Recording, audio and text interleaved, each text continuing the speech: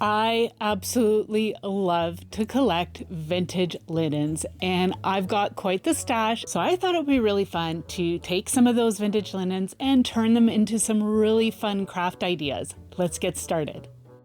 So this piece here was part of a little grab bag. I think it was a remnant off of a pillow. It's got some beautiful embroidery on it. I thought this little rose pear here was so pretty. So I'm gonna cut it out.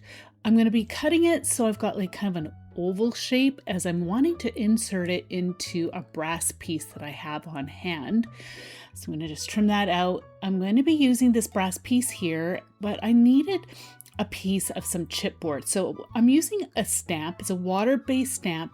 I'm going to stamp the brass piece, add some ink and stamp it onto the chipboard. And you can see how I was able to get the size of my little brass piece. So I'm going to cut it out now. And I do end up having to cut it down to size further, but I'll be showing you that here. This was just to give me a basic shape and size. I'm just using a baby wipe here to clean off the ink that was still on the brass piece. All right, so I tested this out and it was still a little bit too big. So you can see here how I'm just carefully just removing some of the excess around the edge, trying to keep the shape the best I can. I will admit I did cut down a little bit too much, but I made do. All right, I'm going to be using this craft glue that I picked up from Dollar Tree. It is a quick drying craft glue, and so I'm going to use that on the chipboard, and I added a bit too much as I wanted to add this quilt batting on here, and it was just too stiff. Once the glue dried, it just made it kind of hard and crunchy. And I'm wondering if maybe this glue was reacting with the batting. I'm not sure, but I ended up removing it, and I'll show you that here in a bit. But I just wanted to quickly show you here too that you do need to trim off the excess batting around it. I would leave a little bit of a border around just to help to smooth out the edges when it comes time to wrapping the fabric. So I ripped off the original quilt batting, and here I'm going to be using just a glue stick instead. I felt like that maybe that will prevent it from getting too crunchy. I don't know, it was just really weird. But yeah, this worked out a lot better.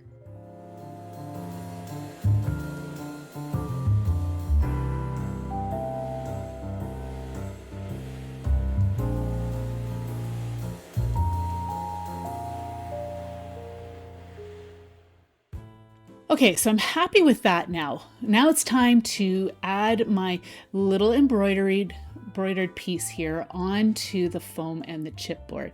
So you are going to need a hot glue gun for this. I'm going to just glue down the sides first, just gently tacking it down. Like I said, I would have a little bit of border going around the chipboard, with the quilt batting. That will help to create nice soft edges around it. I did find that I ended up having a little bit of sharp edges, but it's okay. It's still, you can't even really notice. Maybe it's just personal preference. I'm not sure, but you can trim off any excess here, and then you can continue to glue down all those little edges.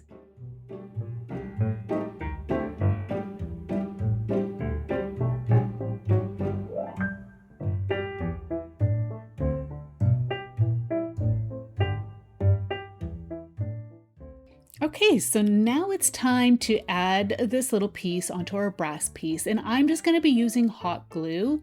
I'm going to add a generous amount. You can use your favorite adhesive that you know works really well with pieces like this. I just decided to use my hot glue gun. I'm going to press it down, flip it upside down and press it down just to make sure there's some really good contact between the fabric and the brass piece as well as the chipboard. So you could definitely take this and turn it into a bracelet, a pendant, use it as a charm like this.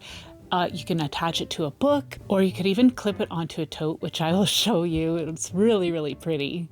So I am using a keychain clip, a piece of brass chain, and some split rings here. all in an antique brass that matches our little pendant that we have. I'm attaching all the pieces together here.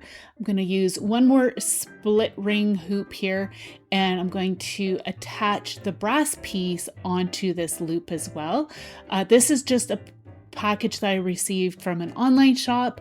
You can get them at the craft store as well, but I am so happy with how this turned out. I think it's absolutely gorgeous.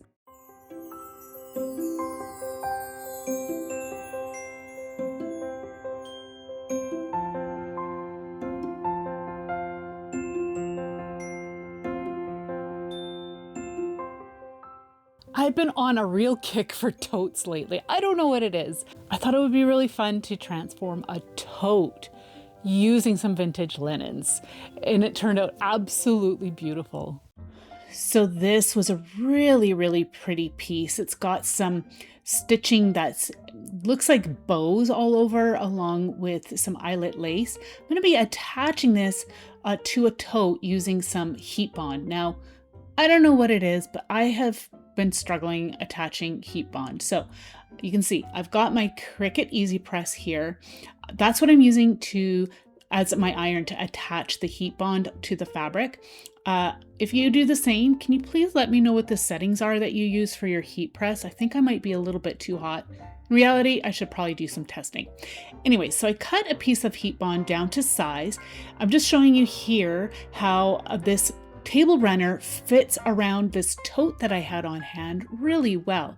I am going to be using a towel as my base. I'm going to be following the manufacturer's instructions, but as I said, I still struggled with this, and I have a feeling, like I said, my heat press was just a little too hot.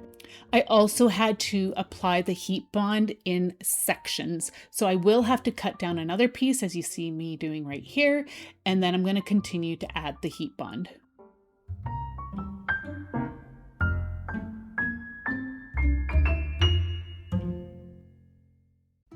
So as per the instructions, once it's cooled down, you can remove the backing. And then on the instructions, it does say that the adhesive that shows should be cloudy. And as you can see, it is not cloudy. It is pretty shiny. Like I said, I think I need to do some testing. Okay, so I'm going to start off with the one side of the tote. So I'm going to put my table runner down into place, and then I'm going to go ahead and press it. And you can see I am doing this on top of a towel.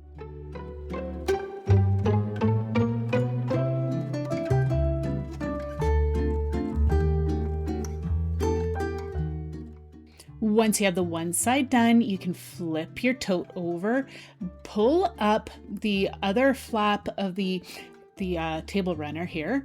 And I don't want to reactivate the adhesive on the other side again. So I'm going to take some clips here just to help hold the fabric into place onto the tote. And then I'm going to take one part of my towel here and I'm going to stick it inside the tote. I'm hoping by doing that, that will help to prevent reactivating the adhesive on the other side of the tote. You do want to make sure that you've got all the wrinkles removed so that there's no like folds or anything in the towel. Okay, so once you've got that in place, you can go ahead and continue to press to activate the adhesive so it'll stick to your tote.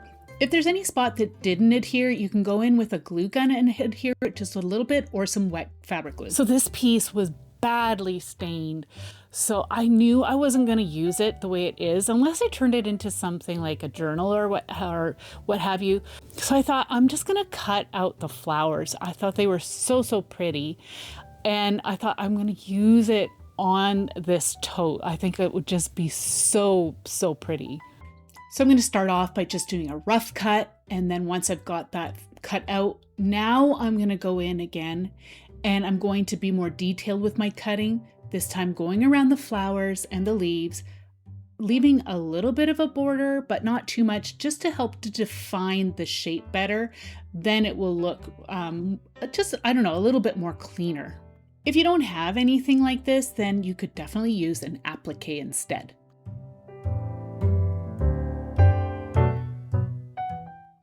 Okay, so I had this vintage linen and I was going to be using it on a different project, but I decided not to because it didn't quite look right. So I'm going to remove what I had done to this. I had glued some extra fabric to it. I'm going to layer all these pieces onto the tote. And I thought I'm going to try the heat bond on this little square piece here. So I'm just going to cut a piece out that will fit the inside of the fabric, not on the crochet doily part, just on the fabric part. And I think because there was just too much texture and dimension to this, it didn't work very well. I ended up having to use some fabric glue on that. But I thought, you know what, I'm going to show you anyways, because I've been trying to show my struggles more, show any mistakes that I've made so you can learn from them, or maybe give me some tips and tricks that you have. Anyways, I just hope that this helps. Like I said, I think it was just the texture. So here, this is the glue I ended up using, but you can use some fabric glue as well. I use this glue to just add little dollops on the thick part of the crochet doily, and just adding just a little bit. And that's what I use to tack it down. I just worked in some sections here, just the larger, thicker parts first. I'll go all the way around, and then I'm going around the edge and adding a little bit to the scallop portion of the crochet doily as well. Just use your favorite fabric glue for this. So allow that to dry. It doesn't take very long. Now I'm going to attach the flowers, and I really think this combination is looking so pretty. So I'm going to again use that same adhesive. Like I said, I did get it from Dollar Tree. I'm not sure if you can get it there still, but it's similar to fabric tack, just so you know the consistency. Just spreading it out using a silicone brush. It's just a silicone makeup brush. I'm going to start to put it into place. I did end up having to adhere the glue in sections. Since this is a quick drying glue, you do want to just work at it in sections. So I put this into place, and then I'm going to go ahead and add some more of the adhesive here and there, trying my best to spread it out. And I will end up having to go back in and add a little bit of hot glue to help to tack this down as well. If you want, you could even use some stitching.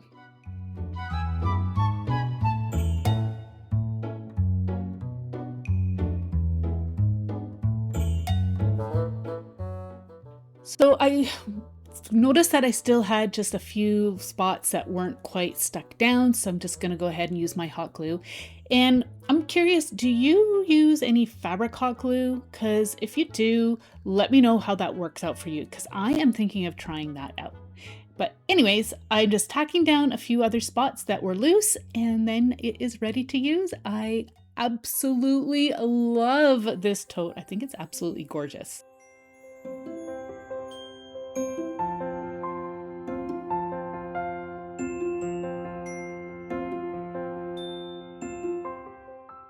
As always, I'm needing to add a touch of nature into one of my craft projects.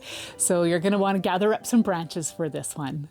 So I found this fun little embroidered piece at the thrift store. You can see somebody had framed it, but I wasn't crazy about how it all looked. I just think that the execution wasn't the best. And I had a fun idea to transform this. So I'm going to take it apart. This tape was really sticky. There was pencil lines, dust lines. To remove those pencil and dust lines, I used some rubbing alcohol and a Q-tip. So that I did off camera. Now I needed to iron it. I trimmed off all the excess threading first, and then I'm spritzing this down with water, and I'm just going to use my Cricut mini press for this. This has become one of my favorite tools for the craft room. It's like a mini iron, and it works really well in the craft room because it doesn't take up that much room. All right, so I'm going to go ahead and press this out to remove all those wrinkles. It'll just make it a whole lot easier to put this project together. All right, so you can see I've got this all ready to go. I decided I wanted to stitch a branch onto this piece. So I am going to use some embroidery thread here, just tying a knot on the one end. That'll prevent you from accidentally pulling that thread right out. I don't know how many times I've done that. Anyways, and now I'm just going to put my branch into place, and then I'm just going to add a few stitches here and there. I'm going around the branch twice. If you don't want to do stitching, you can definitely use some glue to adhere this branch, but I thought the stitching was just a fun little touch.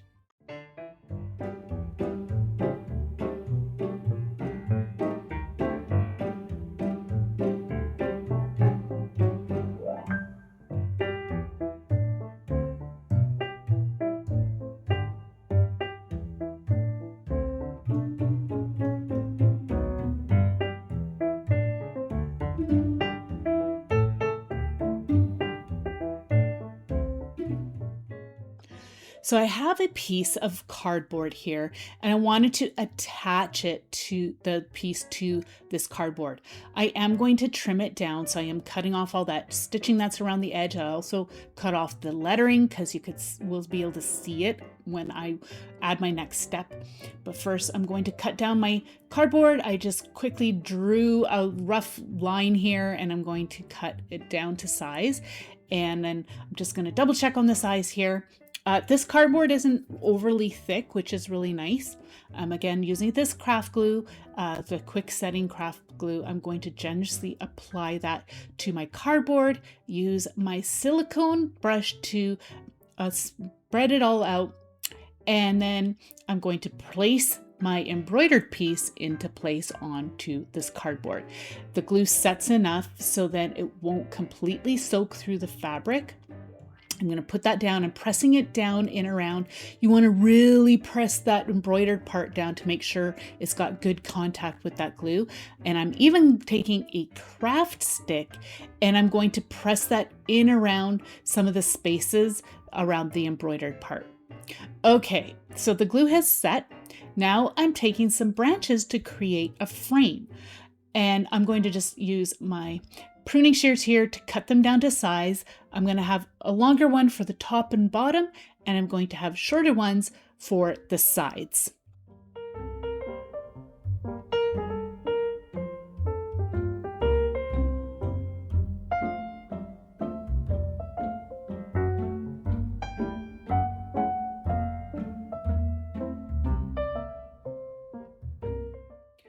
Once you have your branches all cut out, I like to figure out the touch points between the branch and the piece that I'm gluing it to. That way here I know where to put my hot glue. You could add your hot glue directly to the fabric and cardboard if you like, but sometimes I found that I don't get the hot glue in the right spot and then you end up seeing it. So I like to do it this way. So I'm going to continue to add my branches, and then you've got a really cute natural frame, and I think it goes with the bird really, really nicely. I did have a little bit of excess fabric showing, so I'm just taking a craft knife or some scissors and I'm going to trim that out best I can. I just didn't like how it looked. It was kind of interfering with the natural frame that I had created. So you could leave your piece as is, but I decided to add a hanger so I could hang it on the wall if I want. I'm just using some jute twine, wrapping it around a couple times on each end, tying some knots. And then I always like to use some glue, hot glue, to help hold the strings into place. And I also like to add some to the knots. That helps to secure the knots in place as well.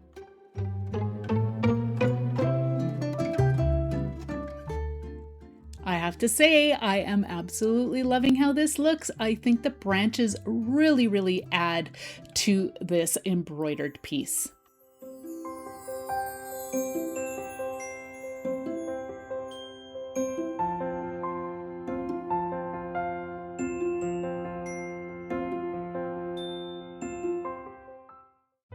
I found this really pretty embroidered pillowcase, but it was kind of stained and yellowed, and I knew I wasn't going to use it as is, so I'm going to just cut the top portion off. So I just removed all the stitching around the edges so that would separate the top and bottom, and you can see how pretty that is, but it was badly wrinkled. So again, I'm going to iron it.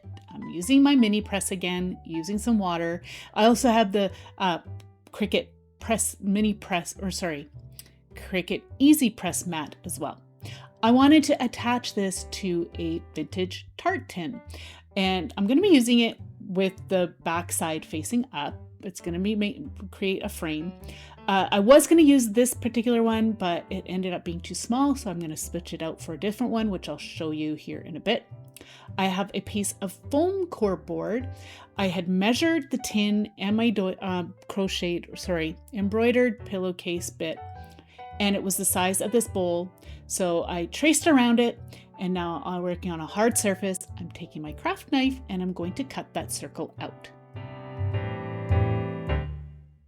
So this is going to be similar technique as you have seen me do before with the pendant, but I'm doing it on a bigger scale. I'm layering layers of the quilt batting. I want this to be nice and plush-like. I'm going to be using some fabric glue here to adhere it because I didn't want that other glue, and this fabric glue is just a white glue.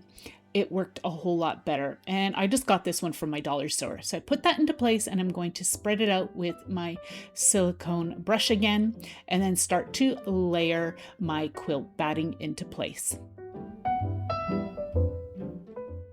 I really liked using this wet glue because it created a nice thin stream of glue, so I wasn't getting too many globs, and anywhere there was a bigger puddle of the glue, I just spread it out using the silicone brush. I did a total of 4 layers of the quilt batting. All right, so I'm cutting away the excess, and this is where I'm showing you I'm leaving a little bit of an edge of the batting around the foam core board. That way here, when I go to lay my fabric down, I'm gonna be left with nice soft edges instead of some harsh edges. And you'll see here in a moment, I'll give you an idea of what that's going to look like. You do want to also cut off any excess strings, but you can see how nice and smooth that edge is. That's what I should have done with the pendant, but hey, oh well, live and learn, right? Okay, so now I'm going to flip this over. I kind of had it centered the best I could, and I'm going to be using some hot glue to glue the edges of this onto the backside of the foam core board. Now I will tell you that the hot glue did kind of react with the foam core a bit, but hey, it still works just fine. And I know a lot of people have suggested me using those protective fingertips, but those do not work for me. That's why I am using the silicone brush to help stick some of this down, just so I don't burn my fingers.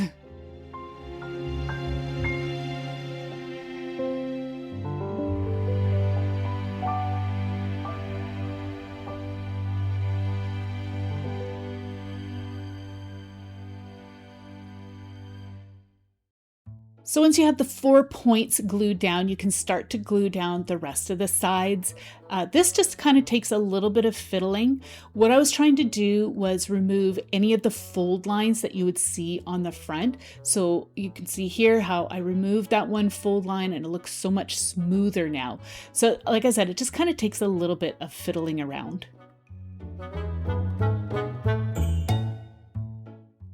So now to continue to attach the backside here, I'm just kind of creating some folds, just kind of scrunching it up a little bit, again, to remove those harsh fold lines that will be showing on the front. And sometimes you may need to go in and add a bit more hot glue here and there, just to help hold all those folds that you created down, just with a few little bits of, a few little touches of hot glue here and there.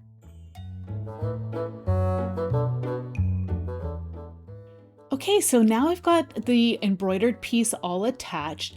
You can see I've got the bigger tin now and it fits in there so much better. It just wasn't fitting in the other one that well. And I'm going to use a combination of this craft glue, the quick setting one, along with my hot glue gun, and I'm going to stick that into the tin. You may need to use, say, a silicone adhesive or maybe a construction adhesive to get this to stick, but I wanted to try and use up this glue that I had and to see how it will stick to metal. So I'm going to put that into place. And for the edge, I decided I wanted to originally add some moss, but it just wasn't quite looking right. I didn't have the right shade of moss. So I found this yarn in my stash and I thought it kind of mimicked moss. So I thought I'm going to try using that. And I actually think it looks really, really pretty. It complements the green in the embroidered work really nicely. So I'm just going to take some hot glue, just add a small bead of that and then press that into place. I just felt like it helped to frame the embroidered work really nicely. So I needed to create a hanger. Maybe I should have done this first, but it's not that big of a deal really. I'm just using some heavy duty wire here, and I cut a piece, and then I'm going to create a loop, and then I'm going to bend it on each end. That way here, it'll bring that wire kind of away from the flat surface of the tin. And I'm going to be using a combination of some Gorilla construction adhesive. I'm going to add a couple of globs over each end of the wire. And then I'm also going to use some hot glue. Using the combination works really well. The construction adhesive will give the long-term hold, and the hot glue will help hold it into place while the construction adhesive sets. So I'm just using a craft stick to help smooth that out a bit. Now I'm going to go in and add my hot glue. I'm being very generous with the hot glue. And then that will set up and will allow me to release the wire so I don't have to sit there and hold it forever while the construction adhesive sets up. But I have to say it works really well, and this is so pretty. I think it will look really, really nice in a little girl's room.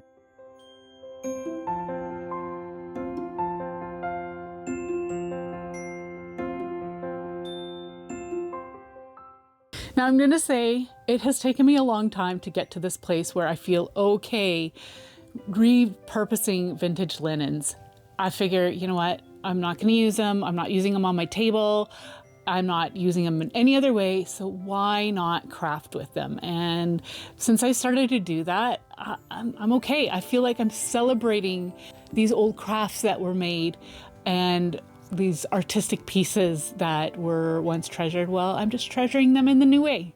So I'm thinking this was originally a placemat, or maybe a little side table runner. I'm not sure, but it was really pretty. I think it might be linen with some stitching on it. I'm not sure, but you can see it was badly wrinkled. So of course I'm going to be ironing it out. And you may have seen that crocheted square doily piece. I was originally going to use it with this, but I decided I didn't like the way it looked, so I omitted that. But you're going to see it pop into frame once in a while. So I'm going to be using some Amazon packaging to create myself a new journal. And I really wanted to turn this placemat into a journal cover. So I didn't have Amazon packaging that was wide enough for this piece. So I'm taking some two smaller packages and I'm going to tape them together just using some masking tape. Another option would be to use some brown craft paper tape that's used for packaging. I thought I had some in my stash, but I couldn't find it, or maybe I used it all up. I'm not sure. So I resorted to this wide masking tape instead.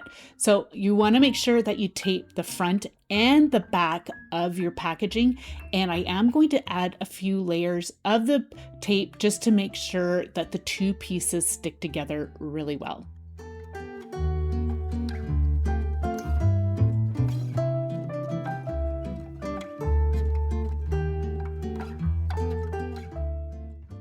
So I have my base of my journal all complete. Now I'm just making sure that everything is lined up and then flipping it over, and I'm going to start to glue the placemat onto the Amazon packaging. Again, I'm just going to use this adhesive, but use your favorite adhesive for this. Like I said, you could use Fabri-Tac. I'm going to apply it and then use my silicone brush to spread it out. And then I'm going to just be working in sections. I found that this adhesive actually worked really well for this because this was a fabric that was a little bit more heavy duty. And you can see here, I just pressed that down. It wasn't quite in place, so I'm going to just go ahead and just correct that again. I did have enough working time to remove it and then apply it again. So that's the beauty of using a glue that's like this. It does dry quickly, but you do have a longer working time than you do with hot glue, for example. Plus, this glue, I found if I let it sit for like just a little bit, it didn't end up soaking through the fabric either. So I'm going to go ahead and continue to work in sections until I've got this placemat adhered to my base of my journal.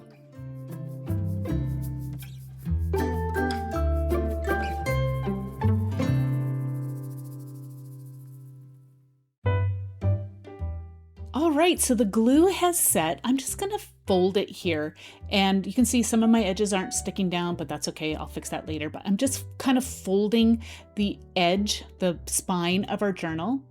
Next, I'm going to give a coat of gesso all over the inside of our journal, because the next layer, you're gonna end up seeing all that black writing, and I didn't want that. So I decided to give a coat of gesso all over the inside, and then I'm gonna set it aside and allow it to dry well.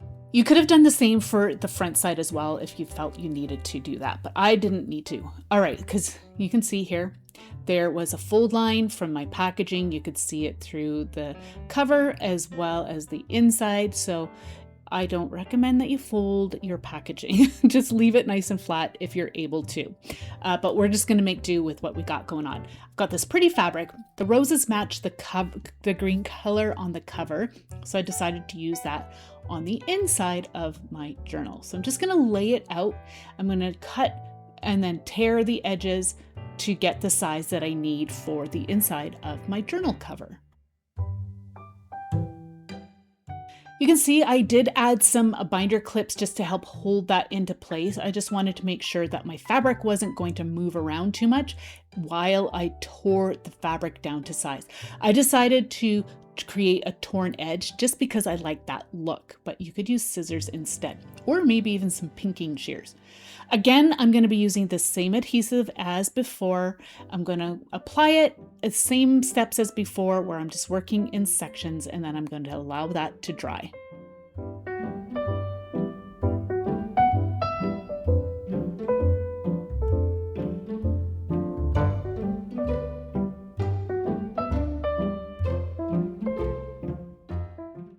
Doesn't this fabric look so pretty on the inside? And it complements the cover really nicely. So one thing I forgot was to add my closure. So I'm going to be showing you that here in a minute, but I'm just going to be using a glue stick or a bit of leftover glue that was on my silicone brush. Here I got out my glue stick, but you want to add just a little extra around the edge and then press the edges down. You could also use some hot glue if you prefer.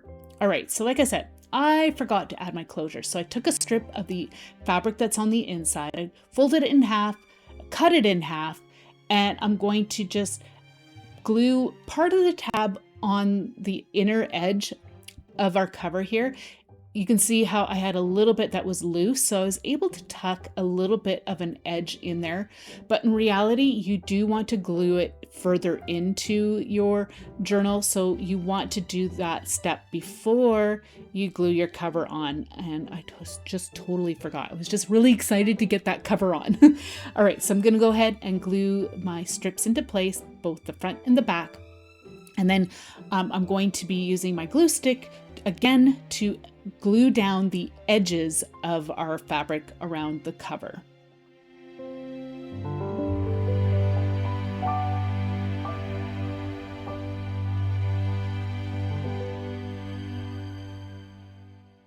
So now I need to use some papers to create the paper that goes inside our journals, the signatures.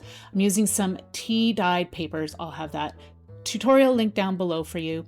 But you can see these papers were just too small to fit inside. So I am going to create one longer sheet. I took one sheet here and I'm going to cut it in half. That will be the center of our two pieces. I'm going to lay that center piece down, and then I'm just figuring out like where I need to place the glue. So I'm going to lay them onto my journal just to make sure I've got the right width. And then I'm going to just eyeball it here. And then I am going to be using my glue stick to adhere the papers together. And I'm just adding just a bit of glue, well, actually quite a bit of glue on the edge. And then I'm going to place my papers down onto that glue, use a bone folder to help smooth it out. You could stitch the papers together if you'd like, but I really liked how this looked. And by the way, I am using a new glue stick to me. It's the Aleene's industrial strength glue stick, and I'm really happy with it so far. But of course, use your favorite glue. Another option is to get a large sketch pad. I'm just going to tear a piece out Yes, that was one of my kids' drawings that you just saw there. I'm going to lay this one piece of paper that I have here, and I'm laying it on top of the sketch paper, and then I'm going to fold the other edge over. You can see how it's kind of off-centered, and I am okay with that. I like to create journal pages with some interest to them, and that's one way to create that. And I am even going to leave those like little loops on the edge as well. I've got this rectangular doily placemat here. Rectangular paper doily placemat. That's a mouthful. Anyways, I just folded that in half, and you can see, yes, it's smaller, but again, it's just creating some interest. So now that I've got a signature put together here, I just quickly put some papers together for you. I'm going to use some stretchy lace that I had in my stash, and I'm going to use this to bind it into my journal. I'm just going to do it like this for now. The lace is kind of wide. I would usually just use like a skinny elastic, but I wanted to try this out. I like doing it like this so then I can add some more papers into my journal as I would like. So this will give me that option, but you could definitely stitch your signatures into your journal if you would prefer. So right now I'm just closing this up because I wanted to get an idea of how long I needed to make my little elastic lace piece here. And I am pulling on it a little bit, not too much, because I don't want it to end up buckling onto the journal or the papers, but you do need it to be somewhat tight to help hold those papers into place. I just took the two tails and I tied the two tails into a knot. And then all I need to do is kind of straighten that lace out. I might go back in and add some other lace, or I might just create some more signatures and stitch them in. I just haven't decided, but I just want to quickly show you that this was an option. I do have another journal that I made kind of similar. I will have that linked down below for you, but I'm really happy with this. I love creating these journals. It's a great way for me to show you just some different projects that I work on that I include into journals, but I absolutely love it. I'm just going to tie up the closure and then it's ready to be used, and I think it turned out absolutely beautiful.